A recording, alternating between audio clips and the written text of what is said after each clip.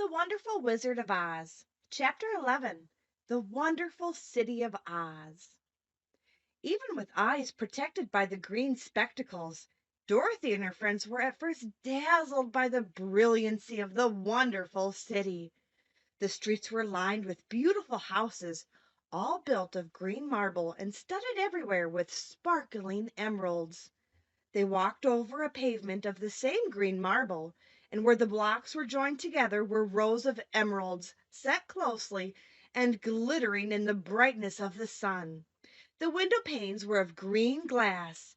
Even the sky above the city had a green tint, and the rays of the sun were green. There were many people, men, women, and children, walking about, and these were all dressed in green clothes and had greenish skins. They looked at Dorothy and her strangely assorted company with wondering eyes, and the children all ran away and hid behind their mothers when they saw the lion. But no one spoke to them. Many shops stood in the street, and Dorothy saw that everything in them was green. Green candy and green popcorn were offered for sale, as well as green shoes, green hats, and green clothes of all sorts.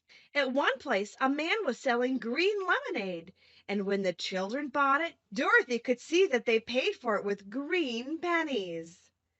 There seemed to be no horses nor animals of any kind. The men carried things around in little green carts, which they pushed before them. Everyone seemed happy and contented and prosperous. The guardian of the gates led them through the street until they came to a big building exactly in the middle of the city, which was the Palace of Oz, the Great Wizard. There was a soldier before the door, dressed in a green uniform and wearing a long green beard.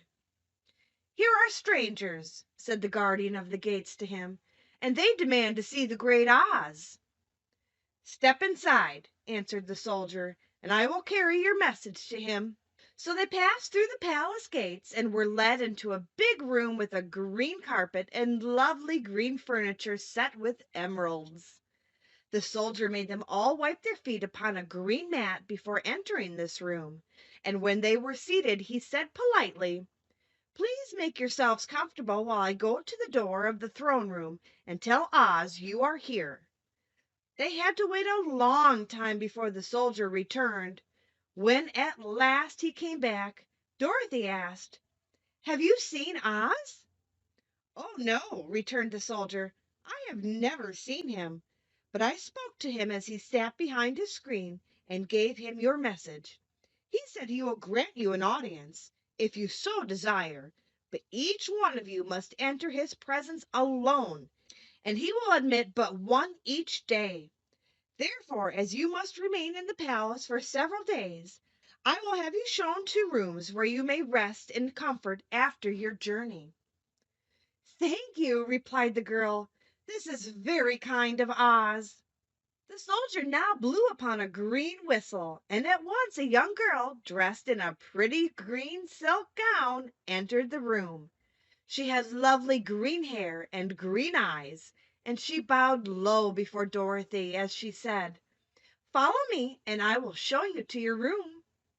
So Dorothy said good bye to all her friends except Toto, and taking the dog in her arms, followed the green girl through 7 passages and up 3 flights of stairs until they came to a room at the front of the palace.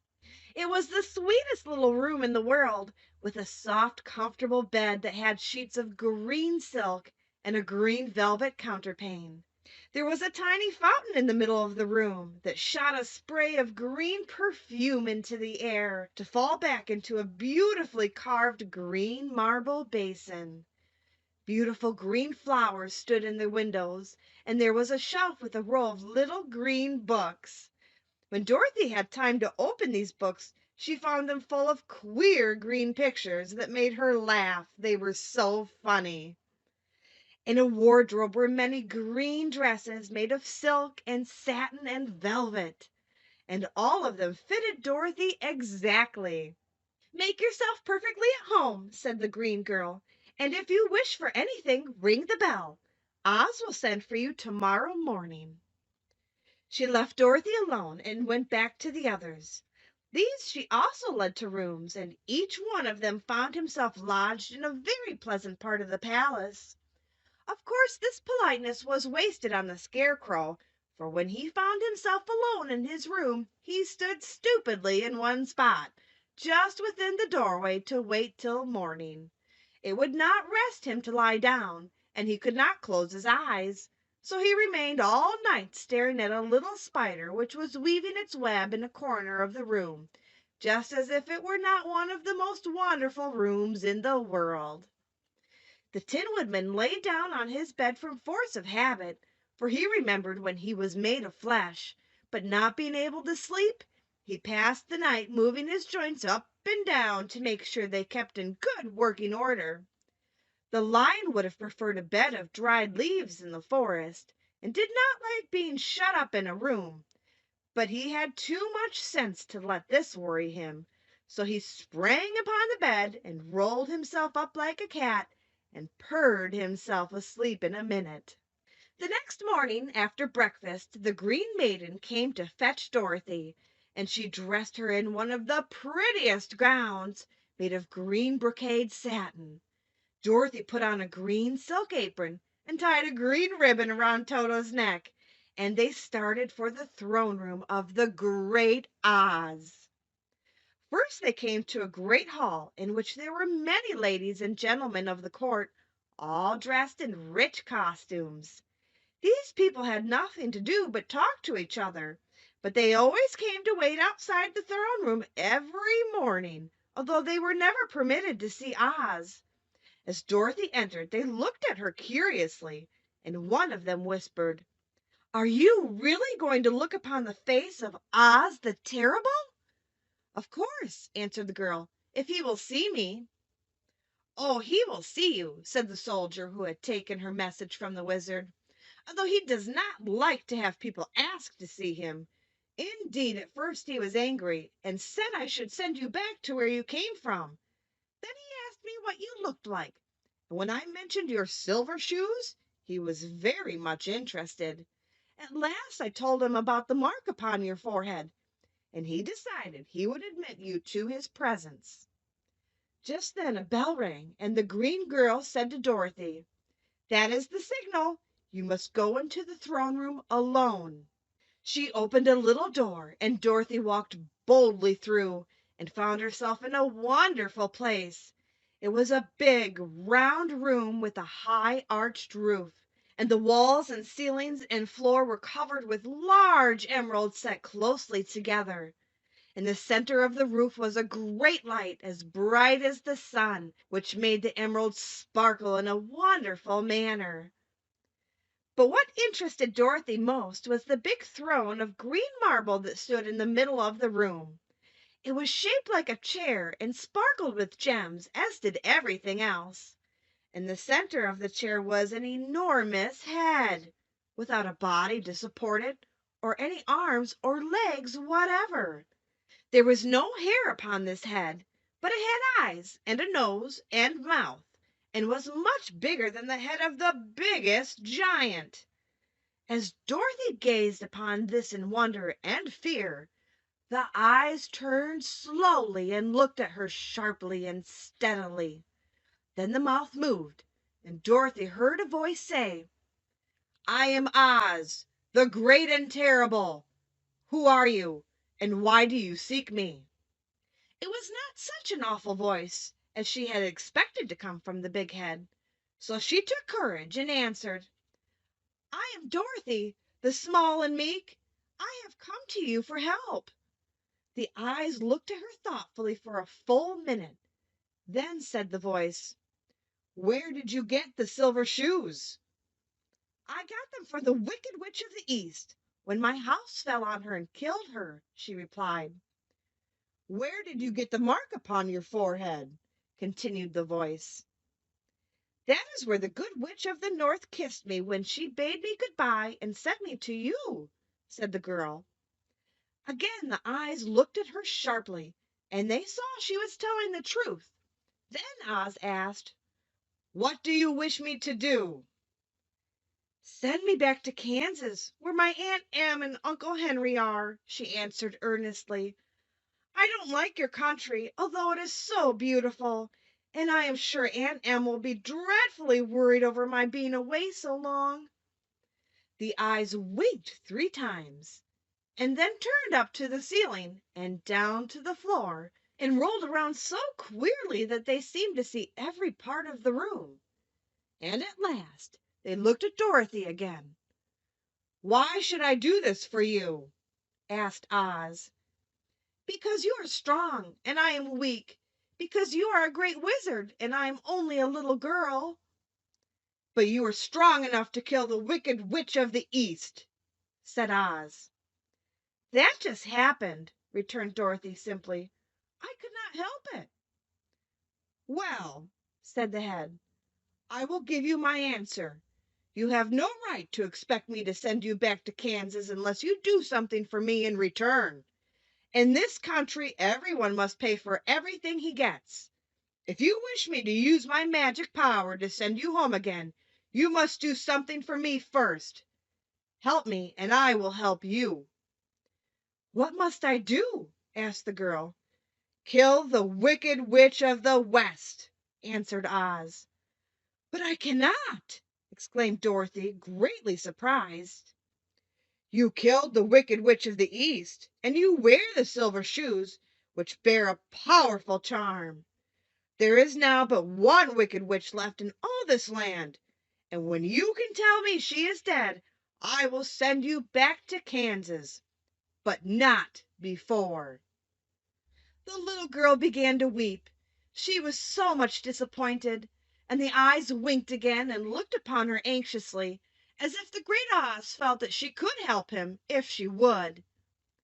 "I never killed anything willingly," she sobbed. "Even if I wanted to, how could I kill the Wicked Witch? If you, who are so great and terrible, cannot kill her yourself, how do you expect me to?" "I do not know," said the head, "but that is my answer, and until the Wicked Witch dies, you will not see your uncle and aunt again. Remember that the witch is wicked, tremendously wicked, and ought to be killed. Now go, and do not ask to see me again until you have done your task." Sorrowfully Dorothy left the throne room and went back to where the Lion and the Scarecrow and the Tin Woodman were waiting to hear what Oz had said to her. "There is no hope for me," she said sadly, "for Oz will not send me home until I have killed the Wicked Witch of the West, and that I can never do." Her friends were sorry, but could do nothing to help her, so Dorothy went to her own room and lay down on the bed and cried herself to sleep. The next morning the soldier with the green whiskers came to the Scarecrow and said, "Come with me, for Oz has sent for you." So the Scarecrow followed him and was admitted into the great throne room, where he saw, sitting in the emerald throne, a most lovely lady. She was dressed in green silk gauze and wore upon her flowing green locks a crown of jewels.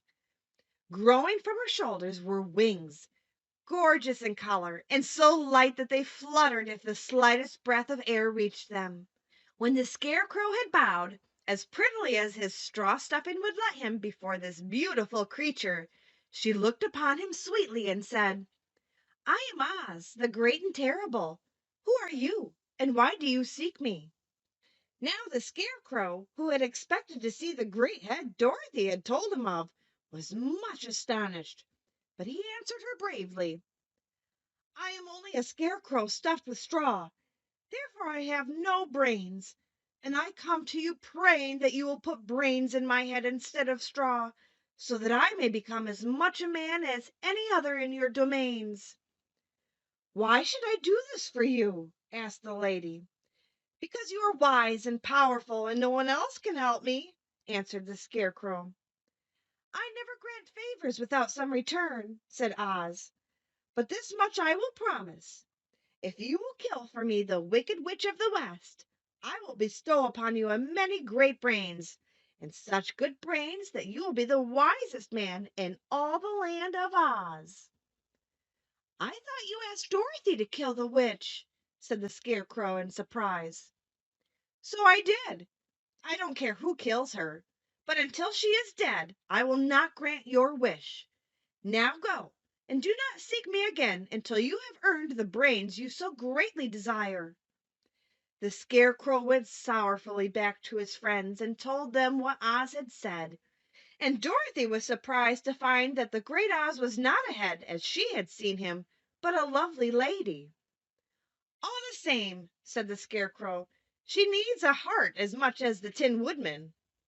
On the next morning the soldier with the green whiskers came to the Tin Woodman and said, "Oz has sent for you. Follow me." So the Tin Woodman followed him and came to the great throne room. He did not know whether he would find Oz a lovely lady or a head, but he hoped it would be the lovely lady. "For," he said to himself, "if it is the head, I am sure I shall never be given a heart, since a head has no heart of its own and therefore cannot feel for me.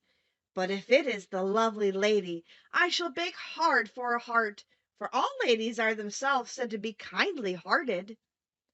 But when the Woodman entered the great throne room, he saw neither the head nor the lady, for Oz had taken the shape of a most terrible beast.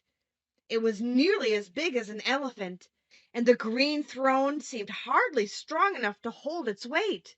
The beast had a head like that of a rhinoceros, only there were 5 eyes on its face. There were 5 long arms growing out of its body, and it also had 5 long, slim legs. Thick, woolly hair covered every part of it, and a more dreadful looking monster could not be imagined. It was fortunate the Tin Woodman had no heart at that moment, for it would have beat loud and fast from terror. But being only 10, the Woodman was not at all afraid, although he was much disappointed. "I am Oz, the Great and Terrible," spoke the beast in a voice that was one of a great roar. "Who are you, and why do you seek me?" "I am a woodman and made of tin. Therefore I have no heart and cannot love. I pray you to give me a heart that I may be as other men are." "Why should I do this?" demanded the beast. "Because I asked it, and you alone can grant my request," answered the woodman. Oz gave a low growl at this, but said gruffly, "If you indeed desire a heart, you must earn it." "How?" asked the woodman. "Help Dorothy kill the Wicked Witch of the West," replied the beast. "When the witch is dead, come to me, and I will then give you the biggest and kindest and most loving heart in all the land of Oz." So the Tin Woodman was forced to return sorrowfully to his friends and tell them of the terrible beast he had seen. They all wondered greatly at the many forms the great wizard could take upon himself, and the Lion said, "If he is a beast when I go to see him, I shall roar my loudest, and so frighten him that he will grant all I ask. And if he is the lovely lady, I shall pretend to spring upon her, and so compel her to do my bidding.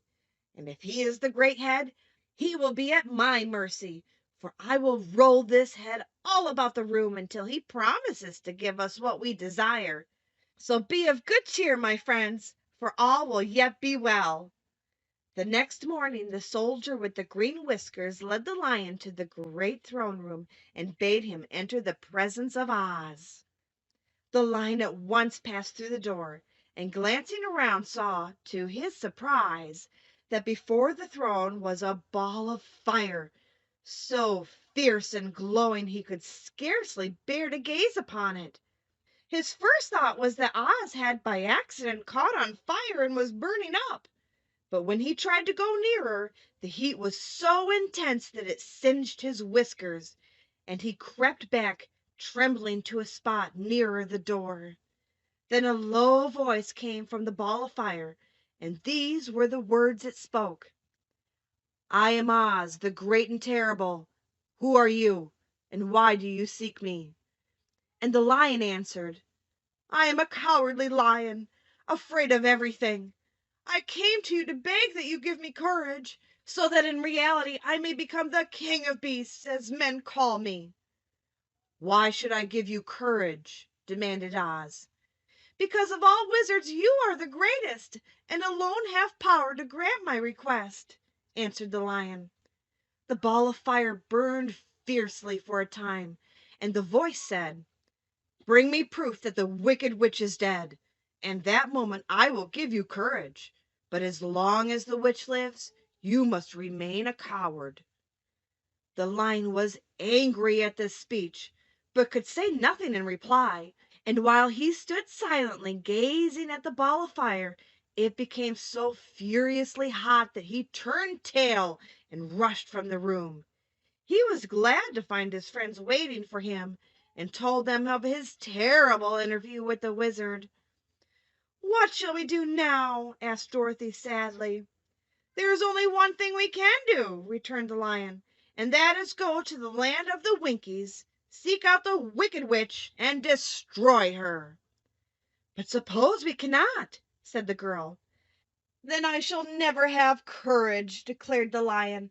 "And I shall never have brains," added the Scarecrow. "And I shall never have a heart," spoke the Tin Woodman. "And I shall never see Aunt Em and Uncle Henry," said Dorothy, beginning to cry. "Be careful!" cried the green girl. "The tears will fall on your green silk gown and spot it."